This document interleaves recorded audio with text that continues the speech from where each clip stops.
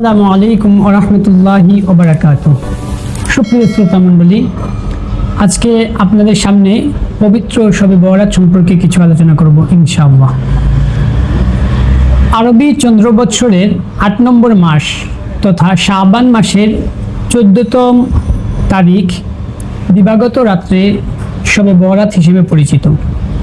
শবে বরাত মূলত ফার্সি শব্দ, আরবি পরিভাষায় লাইলাতুল বরাত হিসেবে ব্যবহৃত হয়, যার অর্থ হচ্ছে মুক্তির রাত। সুপ্রিয় দর্শক মণ্ডলী, হাদিসে নববীতে লাইলাতুল বরাত, শবে বরাত, এটি লাইলাতুল নিসফি মিন শাবান হিসেবে ব্যবহৃত হয়েছে। শবে বরাত একটি মহামান্বিত রজনী, পবিত্র রজনী। এই রজনীতে আল্লাহ রাব্বুল আলামিন তার সমস্ত সৃষ্টির প্রতি অনুগ্রহের দৃষ্টিপাত করেন। আল্লাহ রাব্বুল আলামিন তার অসংখ্য বান্দাবান্দীদেরকে এই রাতে ক্ষমা করে দেন।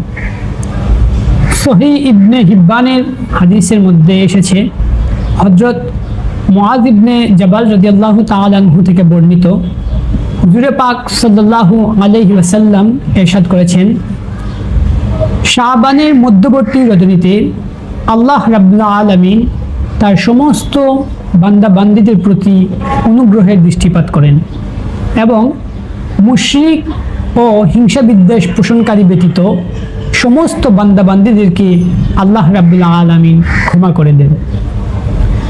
এই শবে বরাতের রজনীতে আল্লাহ রাব্বুল আলামিন বান্দা বান্দীদেরকে ক্ষমার ঘোষণা দেন।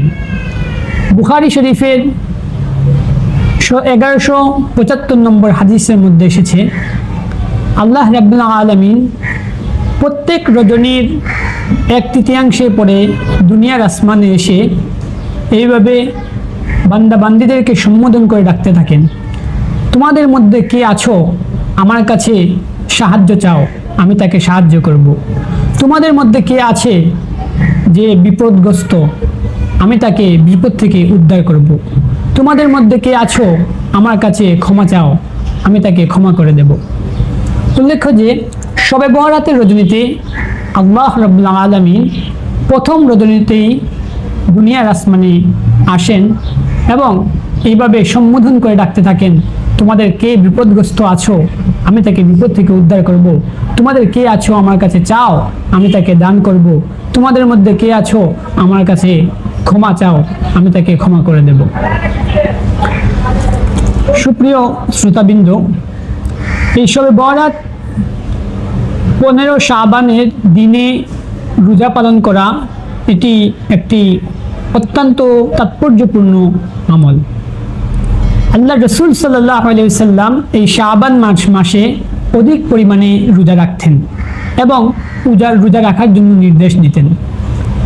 ইবনে মাজাহ এর 444 নম্বর হাদিসের মধ্যে এসেছে, আল্লাহ রাসূল সাল্লাল্লাহু আলাইহি ওয়াসাল্লাম বলেন, তোমরা শাবানের মধ্যবর্তী রজনীতে নফল ইবাদত করো এবং 15 শাবান দিনের বেলা সাওম পালন করো। এজন্যে শবে বরাতের এই রোজাটা অত্যন্ত গুরুত্বপূর্ণ আমল। শুধু তাই নয়, এই 15 শাবান এটি আইয়ামে বিদের অন্তর্ভুক্ত। আইয়ামে বিদ হচ্ছে প্রত্যেক মাসের 3 দিন রোজা পালন করা।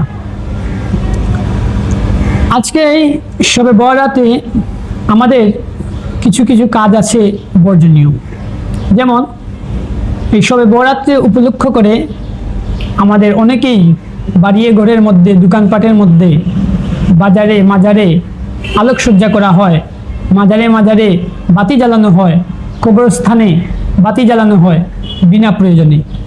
এই কাজগুলো থেকে আমাদের বেঁচে থাকা দরকার। আমাদের জন্য এই শবে বরাতে বেশি বেশি আল্লাহ রাব্বুল আলামিনের কাছে তওবা ইস্তেগফার করা দরকার। আল্লাহর কাছে আমাদের পূর্ববর্তী জীবনের সমস্ত গুনাহের কথা স্মরণ করে ক্ষমা চাওয়া দরকার, কান্নাকাটি করা দরকার, যাতে আল্লাহ রাব্বুল আলামিন তার নেক বান্দাদের সাথে আমাদেরকেও যেন ক্ষমা করে দেন। এই রাতে আমরা আমাদের জীবনের কাজা নামাজগুলো আমরা আদায় করতে পারি, আল্লাহর কাছে ক্ষমা চাইতে পারি। বিশেষ করে এই বর্তমান পরিস্থিতিতে বাংলাদেশ সহ গোটা পৃথিবীতে যে কোভিড-19 বা করোনা ভাইরাস নামে যে মহামারী দেখা দিয়েছে, এর জন্য আমরা আল্লাহর কাছে ক্ষমা প্রার্থনা করা দরকার। আমরা আল্লাহ যেন আমাদের সকলকে এই মহামারী থেকে হেফাজত করেন। বিশেষ করে আমাদের যেই ভাইয়েরা প্রবাসে অবস্থান করতেছেন, সেই প্রবাসের মধ্যে আল্লাহ যেন তাদেরকে হেফাজতে রাখেন। আল্লাহ যেন এই করোনা মহামারী থেকে তাদেরকে হেফাজত করেন। আল্লাহ যেন তার মায়ার চাদরে আগলে নেন।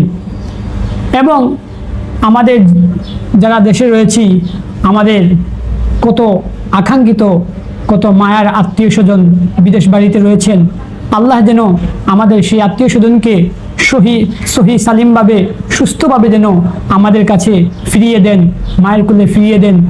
এই দোয়াটুকু আমাদের করা দরকার। আল্লাহ রাব্বুল আলামিন আমাদেরকে শবে বরাতের রজনীতে উত্তম আমলের মাধ্যমে অতিবাহিত করে আল্লাহর সন্তুষ্টি অর্জন করার তৌফিক দান করুক। ওয়া আখির দাওয়ানা আনিল হামদুলিল্লাহি রাব্বিল আলামিন।